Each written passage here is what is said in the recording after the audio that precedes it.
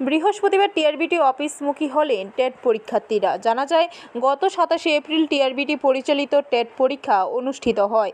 পরীক্ষায় বসা বেকারদের অভিযোগ, 150 নম্বরের মধ্যে পরীক্ষায় 40 নম্বর প্রশ্নপত্রই ভুল ছিল এবং সিলেবাস বহির্ভূত ছিল। পরীক্ষার পর থেকে টিআরবিটি বোর্ডের চেয়ারম্যানের সঙ্গে পরীক্ষার্থীরা দেখা করে এবং ভুল প্রশ্নপত্র নিয়ে কথা বলতে চায়, কিন্তু চেয়ারম্যান প্রতিবারই তাদেরকে অনলাইন চ্যালেঞ্জ করার কথা বলে। কিন্তু অনলাইনে চ্যালেঞ্জ করতে গেলে 500 টাকা ফি জমা দিতে হয়, পাশাপাশি অনেক অসুবিধার সম্মুখীন হতে হচ্ছে তাদের।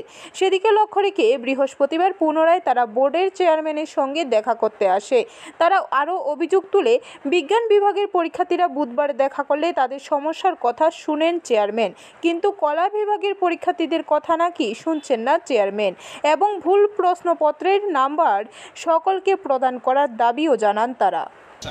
দেখা গেছে যে আমরা আর্টসের ট্যুর আমরা আজকে এসেছি, গতকালকে সায়েন্সের যারা ছিল তারা গতকালকে এসেছিল। স্যার ওনাদের যাবতীয় যত বক্তব্য আছে, প্রশ্নপত্র ভুল আছে, ওইগুলি স্যারে সুন্দরভাবে শুনেছেন, দীর্ঘক্ষণ সময় লাগিয়ে গুলি যাচাই করেছেন, গুলি কী বিষয়গুলি কী সবগুলি তাই নিয়ে দেখেছেন, বলেছেন।